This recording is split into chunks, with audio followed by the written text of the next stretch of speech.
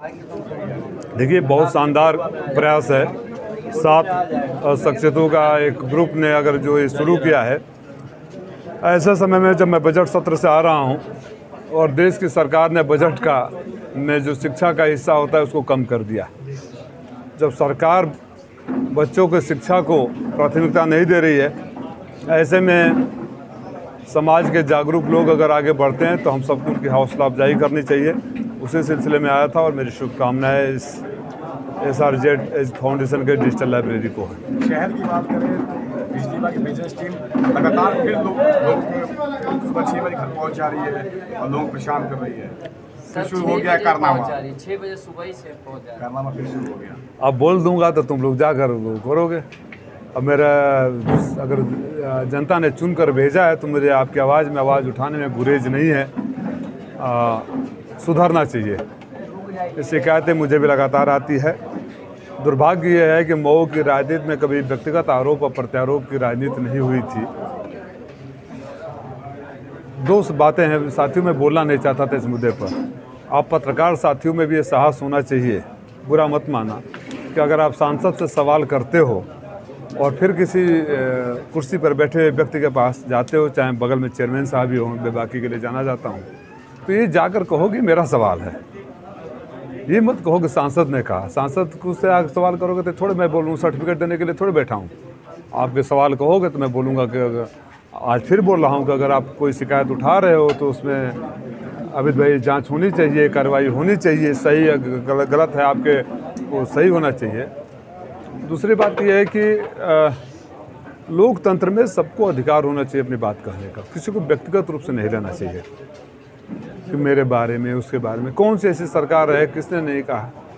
और मैं तो स्वर्गीय चंद्रशेखर जी, जनेश्वर मिश्रा श्रद्धेय नेताजी के चरणों में ककारा सीखा हूँ। व्यक्तिगत रिश्ते कभी राजनीति में आड़े नहीं आने चाहिए। ये नहीं कि अगर मैंने किसी सत्ता पाया तो हम जाते हैं उससे सत्ता में सबसे गले मिलते हैं। तो हम सबकी जिम्मेदारी है, मेरी भी उतनी जिम्मेदारी है जितना औरों की है। आपकी समस्या ये लगातार मुझे दिल्ली में भी फ़ोन आ रहा है, मैं अधिकारियों से संपर्क में हूँ। माननीय मंत्री जी को भी एक आध बार मैंने मैसेज किया है। अब था कि 15-15 दिन से ट्रांसफार्मर नहीं बदले जा रहे हैं, हो सकता है उनके संज्ञान में न हो। जब से आपने बोला तब से हर 5 मिनट में लाइट कट रही है। तो मुझे क्यों बुलवा रहे हो? चुप रहे हो? मैं चुप रहने से गलत, मेरे बोलने पर बहुत लोगों को काम भी मिल गया। ये क्यों नहीं सोच रहे हो? हमारे जितने भी हमारे भाई हैं, जो अगर किसी घर में 4 रुपये आता है तो मैं खुशी हूँ। मेरा कोई व्यक्तिगत नहीं है। बलिया में कार्रवाई हुई, इसको कैसे देख रहे हैं? ये एक जगह का हमारे समाजवादी सांसद ने मसला उठा दिया, समाजवादी विधायक ने, आदरणीय संग्राम यादव जी ने, तो हो गया। मुझे लगता है कि कमोबेश ये हालात पूरे प्रदेश की है और भ्रष्टाचार पूरी मशीनरी में जंग लगा दिया है। MP साहब, आप आ रहे कार्रवाई हैं हुई है, तो आप जिन पे कार्रवाई हुई है, सिर्फ पुलिसकर्मी दोषी है या फिर RTO विभाग दोषी है, आबकारी विभाग दोषी है, खनन विभाग दोषी है? वो चेक पोस्ट है, वहाँ चेक हमेशा। मैं बड़े पर बिना राजनीतिक संरक्षण के किसी अधिकारी की औकात नहीं है, किसी अधिकारी की हैसियत नहीं है कि खुलेआम भ्रष्टाचार में लिप्त हो और लूट करे और डकैती करे। मैं एक लाइन में बोल दिया कि किसी कौन शामिल है तो नहीं जानता मैं, लेकिन मैं इतना जरूर जानता हूं कि बिना राजनीतिक सत्ता संरक्षण के किसी अधिकारी की हिम्मत नहीं है। माननीय योगी जी को ये भी जांच करने का आदेश देना चाहिए, माननीय मुख्यमंत्री जी को, कि किसके संरक्षण में वो सब चल रहा था। आप जब आ रहे थे तो TVS अंसारी TVS के पास कुछ लोगों ने आपको मेमोरेंडम दिया अंडरपास के लिए। जी, बड़ी समस्या है, बहुत बड़ी समस्या है और मैं इस मसले को माननीय रेल मंत्री से मिलकर उठाऊंगा। बलिया वाले में सिपाहियों को छोड़ दिया गया, बड़ी मछलियों को बचा लिया गया। इस पे मैंने क्या बोला अभी आपको? राज खुलने के डर से अगर किसी को कोई बचाएंगे तो लिपापोती के अलावा, क्योंकि सदन में मेरे विधायक ने खुलेआम बोला था तो कार्रवाई तो होनी थी। इसका परिणाम क्या निकलता है, ये कॉस्मेटिक है या रियलिटी है, ये पता चलेगा। हाँ, आपके यहाँ भी वसूली की शिकायत गई थी कि वहाँ पे नरही थाने पे वसूली कर जाती है ट्रक से। तो आपके सामने मैंने कितना क्लास लिया था, आप थे उस दिन मेरे साथ, मैंने कितना क्लास लिया था। उस समय तो मैं सांसद नहीं था।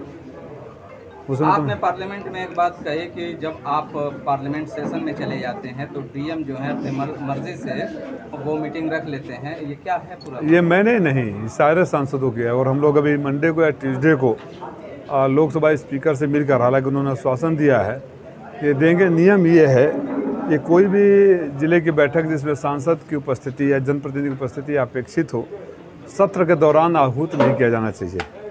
लेकिन मुझे नहीं लगता है कि ये मतलब जो ही जैसे अभी इतने दिन तक आया था कोई बैठक नहीं हुई, और जो ही यहाँ से जाएँ तो ये लोग चाहते हैं कि कोई सवाल ना करे, कोई उनसे पूछे ना। मैं तो जिले के अधिकारियों से जानना चाहता हूँ कि क्या राज है जो छुपाना चाहते हो जनप्रतिनिधियों से, कौन सा आपको डर लगा हुआ है। और अगर आप चाहते हैं कि हमारे अनुपस्थिति में बैठक करके कुछ बातों को छुपा लेंगे तो शायद आपकी गलतफहमी है। मैं बड़ी शालीनता से फिर सुझाव दे रहा हूँ कि कल तक क्या होता था उसके बारे में भूल जाइए। अब सांसद राजीव राय है और आपसे कम पढ़ा लिखा नहीं है। बसपा के नेता भी अब कह रहे हैं कि अच्छे सांसद आ गए हैं। वो जनता के ऊपर छोड़ रहा हूँ, मैं अपने लिए अपने मुँह से कुछ नहीं कहूँगा। बगल में ही थे, उनके कोई मित्र थे, उन्होंने कहा किस तरह से। चलिए ठीक है, अच्छी बात है। मैं साधुवाद देता हूँ चेयरमैन साहब को, इसके लिए धन्यवाद देता हूँ। सच बोलना चाहिए। संबोधन में कहा है कि कोचिंग आप शुरू करने वाले हैं नए तरीके से बच्चों के लिए। मैं संबोधन में नहीं, ये मैं चुनावी प्रचार के दौरान से कहता रहा हूँ।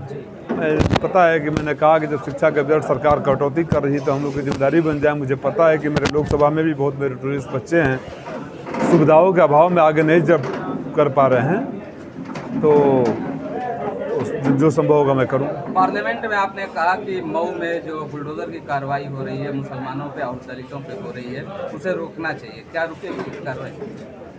देखिए, मैं आपका चुना हुआ नुमाइंदा हूँ। आपने कुछ उम्मीदों के साथ मुझे भेजा है। आपकी वो आवाज़ बुलंद करने की मेरी नैतिक और राजनीतिक जिम्मेदारी है।